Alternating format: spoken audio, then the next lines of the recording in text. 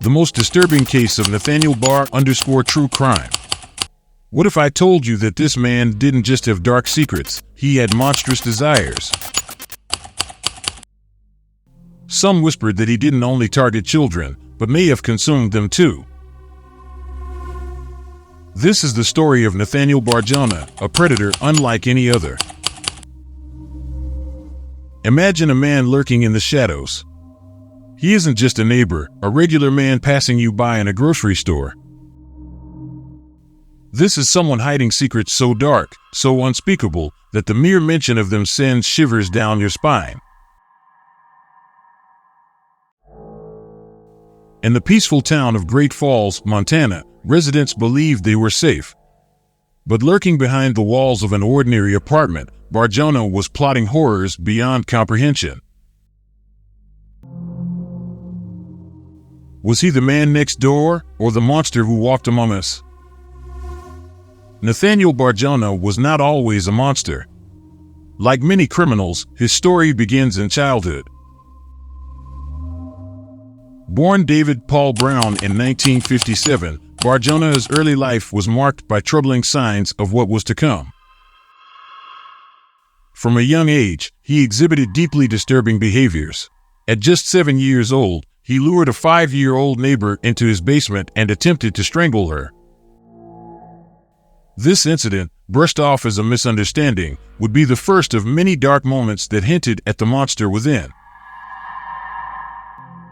As Bar-Jonah grew older, his fantasies grew darker. He fixated on violence, pain, and, most chillingly, cannibalism. As he entered his teenage years, Bar-Jonah's fantasies took a more sinister turn. No longer content with mere thoughts, he began to act out his violent desires. In 1975, he dressed up as a police officer and abducted 2 boys, forcing them into his car. Though one boy escaped, Bar-Jonah's sinister nature was laid bare. But it was the discovery of his journals, filled with meticulous plans and terrifying fantasies, that revealed just how far he was willing to go. The notes spoke of his desire to kidnap, torture, and, most horrifying of all, consume his victims. Bar-Jonah's path was clear, and soon, his fantasies would become reality. In 1991, after serving time in prison for his earlier crimes, Bar-Jonah moved to Great Falls, Montana. To the townspeople, he was just another man, a quirky neighbor who didn't quite fit in, but posed no obvious threat. He changed his name from David Paul Brown to Nathaniel Bar-Jonah, perhaps as an attempt to bury his past. But the monster within him remained very much alive. Bar-Jonah quickly established himself in the town, blending in with his surroundings. No one suspected that beneath his seemingly mundane exterior lay the mind of a predator. But as the years passed, strange occurrences began to haunt Great Falls. It was an ordinary morning. Zach Ramsey, a bright, curious 10-year-old boy, left his home for school like he had done every day before. But this day would be different. He never made it to school. Witnesses later reported seeing Zach in the alley near Bar-Jonah's apartment, but after that, the boy vanished without a trace. Despite a massive search effort, Zach was never found. His disappearance sent shockwaves through the community, but the true horror of what happened that day wouldn't come to light for years.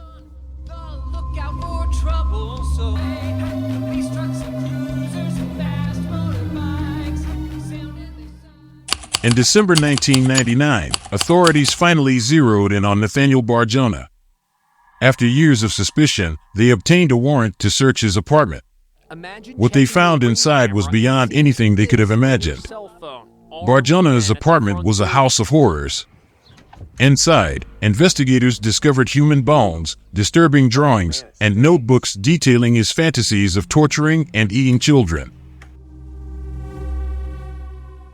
But the most horrifying discovery came in the form of a recipe. In his journals, Bar-Jonah had written about making meals from his victims, particularly from the missing boy, Zach Ramsey. In the 16 years that I've been a landlord. The chilling entries referred to little boy Stu and described how he prepared the gruesome meals.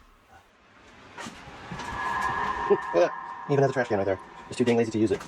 Oh my Lord, have mercy. Ugh, dead. Though Bar-Jonah never confessed, the evidence spoke for itself. The news of Bar-Jonah's arrest sent waves of terror through the town of Great Falls. Families who had once felt safe now questioned whether they had ever truly known their neighbors. Parents kept their children indoors, and schools warned students to walk in groups. The community was gripped by a paranoia that wouldn't soon fade. Try to control their narrative, their rhetoric, because what they say can affect an entire country, can affect a community. The fear wasn't just about what Bar-Jonah had done, it was the horrifying possibility that there were more victims, more unsolved disappearances tied to his dark appetites. Bar-Jonah's trial was a spectacle unlike anything the town had ever seen. The prosecution laid out the gruesome details, from the human bones found in his apartment to the terrifying recipes in his notebooks. It was a case that chilled even the most hardened courtroom veterans.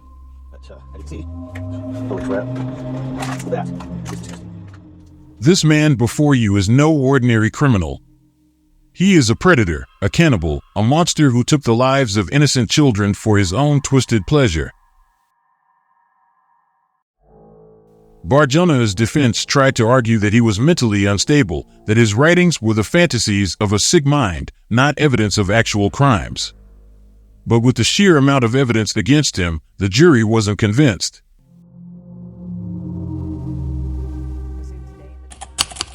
There was something off about him. He'd be out at odd hours, moving things around in the yard. One time, I saw him digging, at night. I didn't ask. You didn't ask questions around him.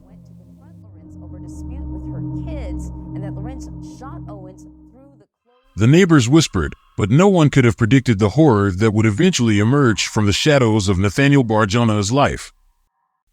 Nathaniel Bar-Jonah's reign of terror came to an abrupt end on that cold winter morning.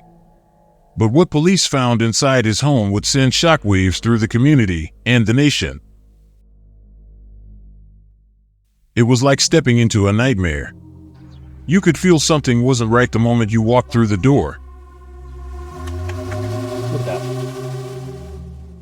But it wasn't just the unsettling atmosphere or the disturbing findings in Bar-Jonah's freezer that horrified investigators. Hidden in his files were detailed recipes for meals made from human flesh. A cannibalistic horror was unfolding before their eyes. See what the upstairs holds for me. I will say, at least when looking at the walls, he didn't make any. The trial of Nathaniel Bar-Jonah began in the year 2000. Prosecutors sought to bring justice for the countless victims he had abducted, tortured, and possibly eaten. The case was not only about his acts of cruelty, but also about the unspeakable cannibalism.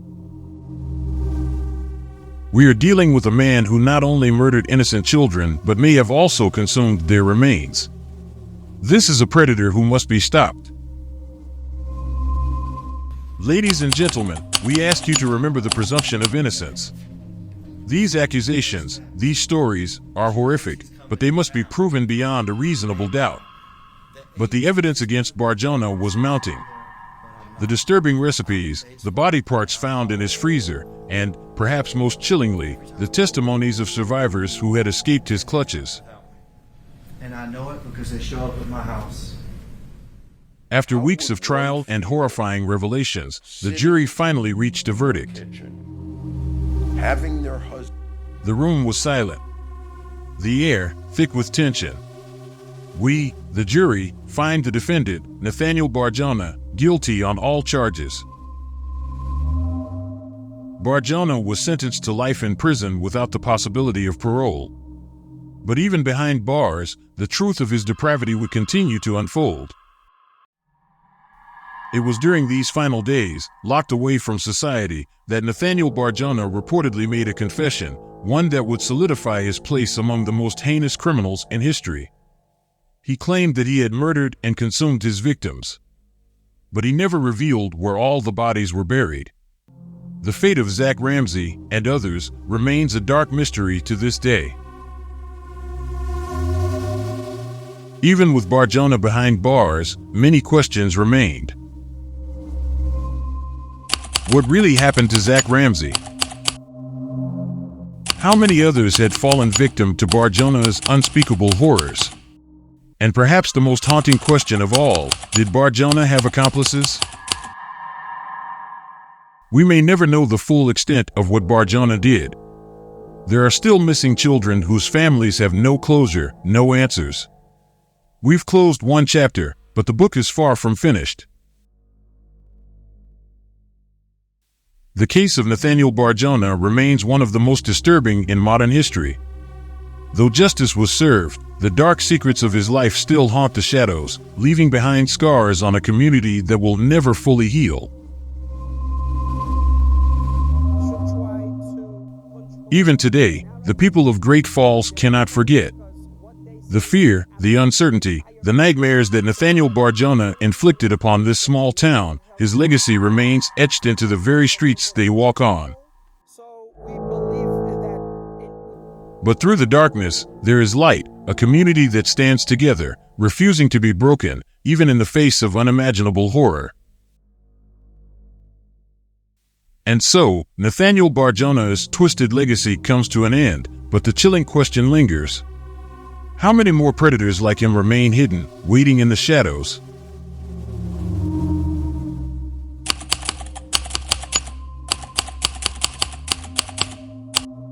Thank you for watching. If you found this story as shocking and important as we did, please subscribe, hit the notification bell, and stay tuned for more stories that need to be told. Take care of yourselves, and remember, trust can be broken in the blink of an eye.